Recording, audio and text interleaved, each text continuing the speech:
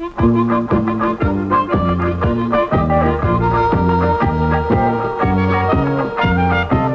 all over the countryside, ask the Leylands, ask the Leylands. Travel all over the countryside, ask the Leyland brothers.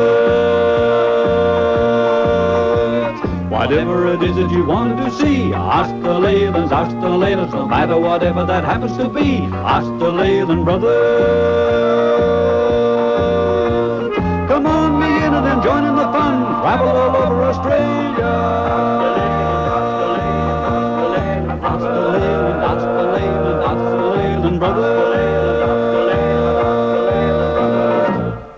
What's so different about Leatherwood honey? To find out, we're going down here to the west coast of Tasmania, then somewhere completely different, up here to the pineapple state of Queensland, to film pineapples and other tropical fruits. Then we're going to show you the action-packed life of one resident of the outback.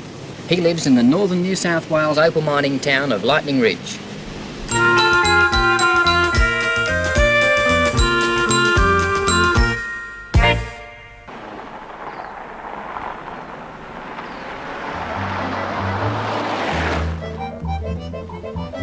Tasmania is the world's sole producer of Leatherwood honey, simply because the wet western half of Tasmania is the only place in the world where the leatherwood tree is found. The lush vegetation and beautiful scenery of the Arthur River area is typical of Western Tasmania. We are here at the suggestion of Mr. K. Webber of New Norfolk in Tasmania to look at the Leatherwood honey story. What is it you put in there to make the smoke, Bill? It's pine needles. We find this is the best. Can it be any sort of smoke, or does it have to be a particular type? No, it can be anything, but we find that pine needles are quite handy to use and quite readily available. Does it actually knock them out and kill them if you put too much in? Oh no, it'll never do that. Go and take some honey, Mike. We'll have to wear one of these, otherwise we could have a few bees tangled up in our hair. Righto. Just slip it over your head. During the season, beekeeper Bill Oosting must make several trips to his hives to take off the honey and replace it with empty frames of honeycomb for the bees to refill. A bit of a smoke in the front first. What does the smoke do, Bill? It quietens the bees down, Mike, and it enables you to work them. You put it in all the hives? Yes, every hive. Before you take the honey? Yes, before you take the honey, and any time you want to inspect the hive, you give them a little bit of smoke.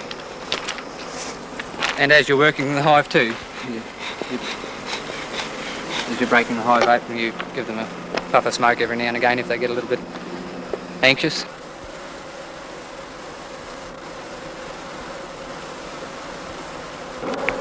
How many bees would there be inside a hive, Bill? It varies at different times of the year, but you can get from about 20,000 to 80,000. How many? Yeah, it's quite a few. It's a fairly small place.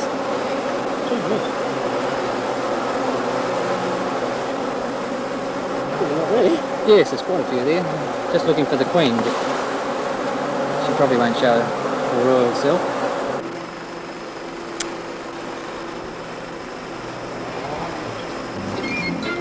See her all right? Which one is it? This one here. A bee colony usually contains one queen, several hundred drones and many thousand workers. The workers are female, but they never mate. They look after the entire colony and spend their lives building honeycomb, collecting pollen and nectar and converting it into honey. They usually die worn out in a few months. The drones are males whose sole purpose in life is to mate with the queen. The queen is longer in the body than the workers. Her only function is reproduction. She lays her eggs in the cells constructed by the workers. The queen deposits fertilised eggs in the worker and queen cells and unfertilised eggs in the drone cells. The workers take over the care of the young larvae and feed them appropriate food. After 2 to 3 weeks, the young bees chew their way through the wax caps and emerge from their cells.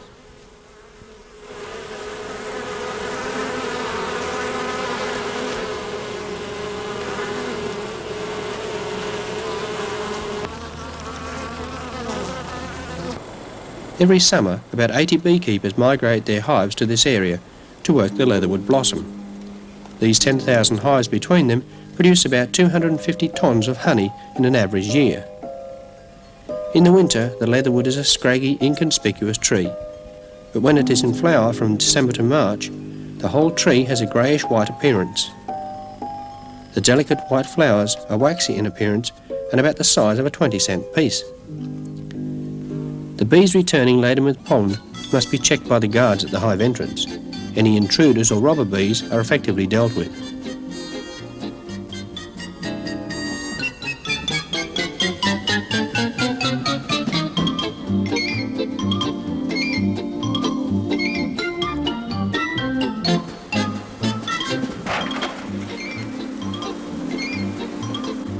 This is the honeycomb in the what we call a frame, and the honey is covered after it is ripe by a wax capping which the bees put over to seal the honey off. We take the frame, or take the whole super back to the honey shed, and the wax cappings are sliced off the top of the honeycomb, and then the honey is taken out by centrifugal force. There's a lot of moisture in the honey when the bees collect it from the trees, and the bees have a system whereby they can fan throughout the hive and cause a draft, and this dries out the moisture out of the honey. When all the moisture is out, the bees cap the honey over. A bee eats about 20 kilos of honey to produce 1 kilo of wax. To increase production from his hives, Bill manufactures honeycomb frames and replaces the full frames with empty ones when he collects the honey.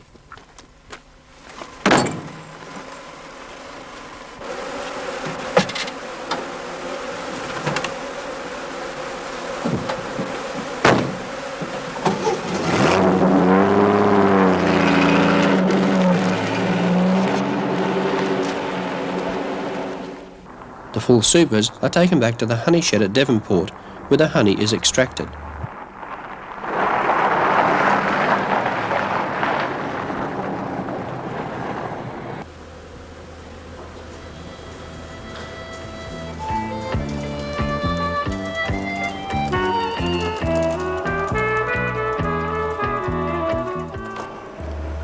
Bill's father, Jan Oosting, started Daybreak Apiaries on his own, but now they are both working full-time to produce 3 tons of honey a day.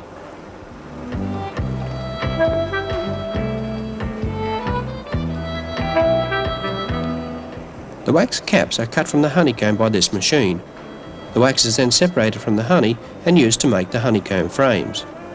Some wax is also sold as a byproduct and is used mainly in cosmetics. Leatherwood honey is a true honey colour and has a flavour and aroma all its own. The dripping golden honeycomb is placed in a centrifuge where the honey is thrown from the comb.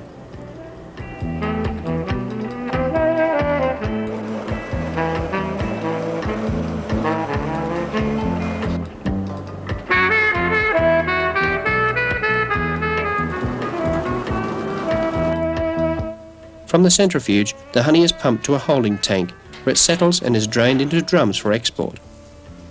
Bill and his father sell little Leatherwood honey on the local market.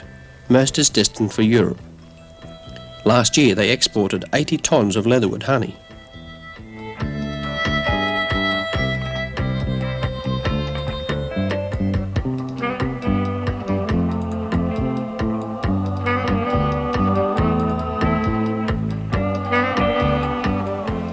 A visit to Tasmania is not complete without sampling this distinctive honey.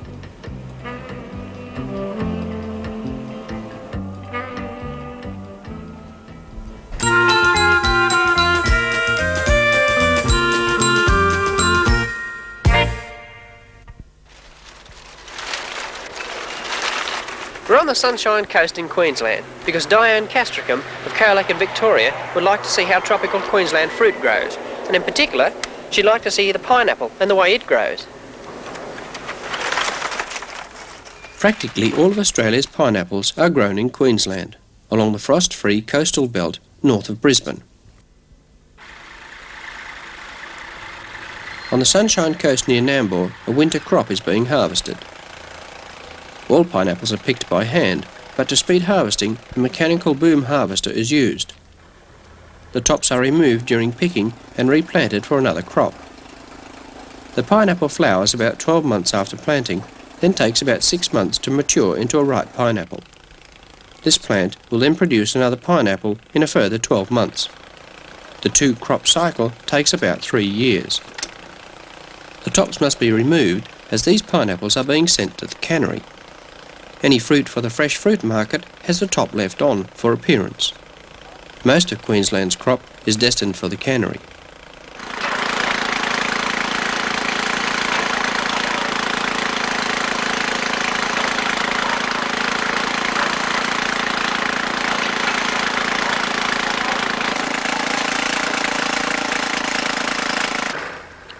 The pineapple is believed to have originated from Brazil, but is now enjoyed throughout the world. The gross value of the annual pineapple crop is $9 million.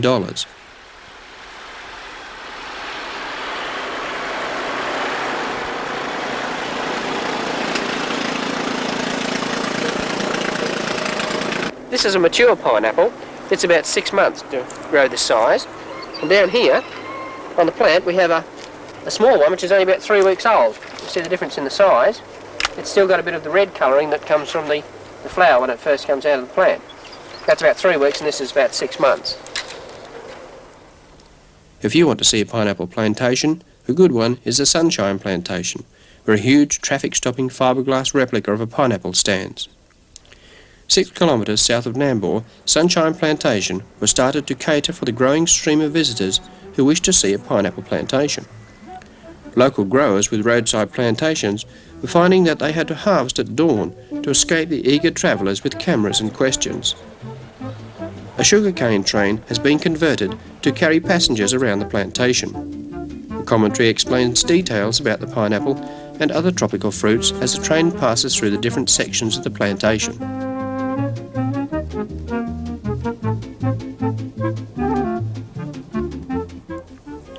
We pass through a stand of sugarcane, then a banana grove. Almost 500,000 people visit Sunshine Plantation per year. The plantation has been designed to show the visitor as many tropical fruits as possible. 40 varieties of fruit, nuts and spices are grown and some are sold on the plantation. This is the kumquat. And a cherry guava. The 5-cornered fruit is a little sour, a bit like a grapefruit.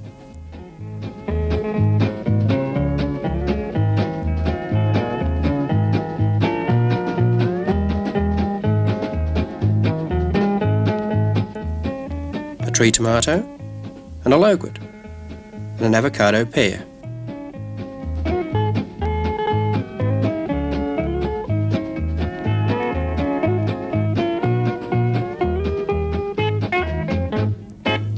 This is coffee before it is fully ripe.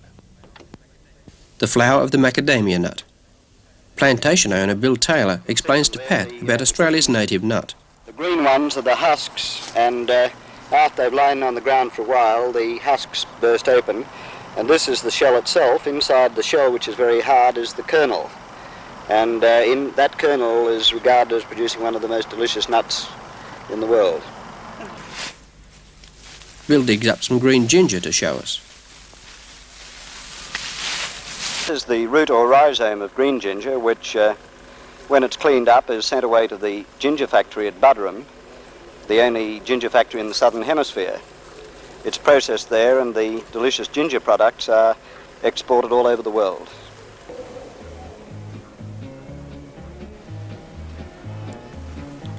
A large variety of dishes made from the tropical fruit grown here are available at the plantation restaurant.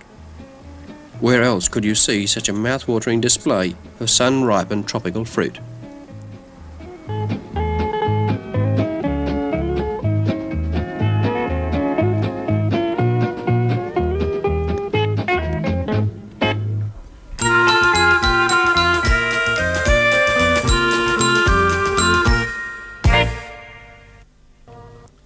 Well, we've arrived at the opal fields at Lightning Ridge, and we've come here to have a look at it because we've had quite a lot of letters actually asking to see the Lightning Ridge opal fields. Typical of them is this one from 11-year-old Sonia Williams in Tweed Heads in New South Wales. It says, "I would like to see Mike and Mel show all about Lightning Ridge where the people dig up opals." It's a very simple request, and we're going to try and answer it for you by taking a look at the way of life of one resident in Lightning Ridge, and that is Daryl Myers. Driving through the mullock heaps of the opal fields just near town in his A-model Ford is commonplace for Daryl Myers.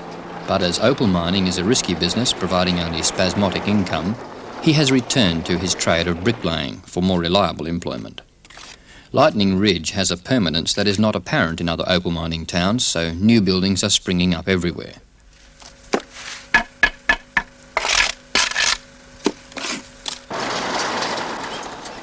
Resident of Lightning Ridge now for 4 years, Daryl dabbles in a bit of opal buying at every opportunity. Hey, boy. The main street becomes a marketplace, if the price is right. Deal today. Little crystal. Yeah. How much you asking? Small. Oh, about $20, $30. 20, 30. You take 15? Yeah, right. Take 15, eh? I'll take this one. Righto. As far as opal buying goes, Daryl's wheeling and dealing is small time, but it provides a bit more cash so he can spend what spare time he has out on the opal fields. There he has several mines. They have all paid their way so far, but he keeps hoping for the big one.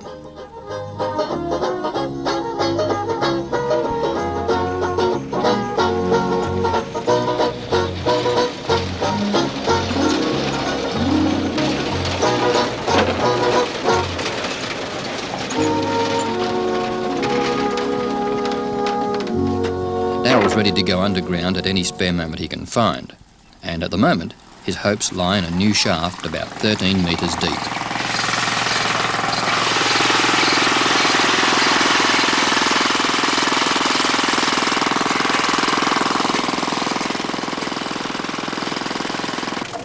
Working in the confined space at the bottom of the narrow machine-drilled shaft, Daryl is in the process of starting a new drive out into the claim at the opal dirt level.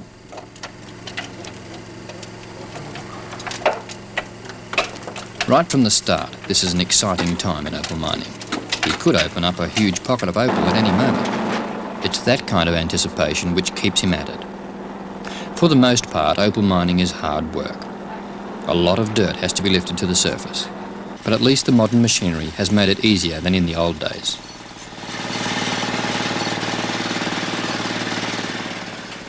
Although Daryl has checked most of the dirt in the mine, each bucket could contain the elusive gems that glisten with the colour and fire of the rising sun. And dawn is a time when Daryl can frequently be found in the lignum scrub near Lightning Ridge, preparing to hunt wild razorback pigs. Today is different though. Although he carries a hunting bow and rifle for protection, this morning's safari is a bring 'em back alive expedition. Daryl has agreed to catch a live sow to be used in a greasy pig race as part of the Opal Festival coming up in town.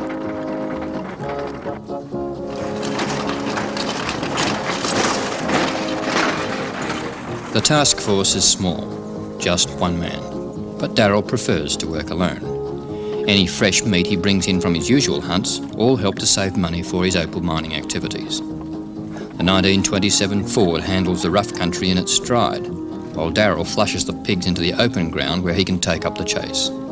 The idea is to run the pig until it is tired, then jump off and catch it with his bare hands. A hair-raising task with a sow that could easily rip his fingers off if he gives it half a chance.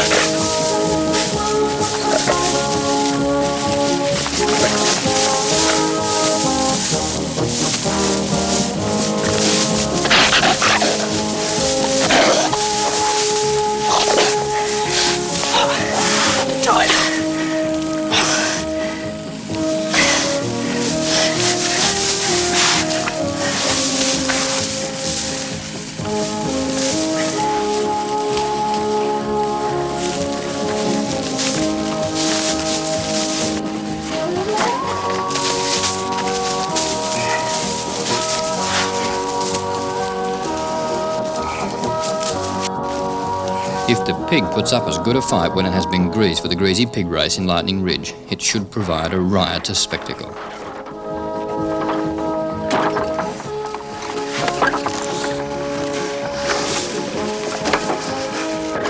For Daryl, it's been a hard day since dawn, and it will be another 2 hours before he gets back to town with his catch.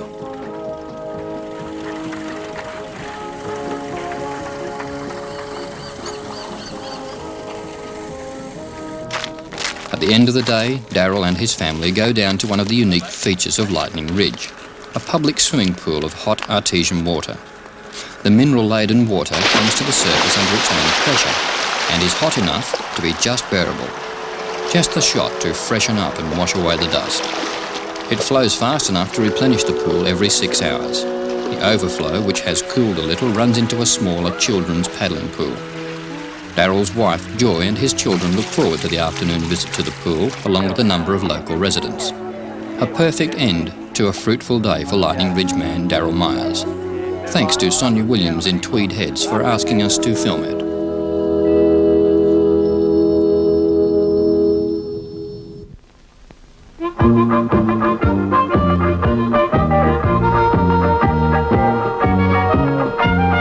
Travel all over the countryside, ask the Leylands, ask the Leylands. Travel all over the countryside, ask the Leyland brothers. Whatever it is that you want to see, ask the Leylands, ask the Leylands. No matter whatever that happens to be, ask the Leyland brothers. Come on, me in and then join in the fun. Travel all over Australia.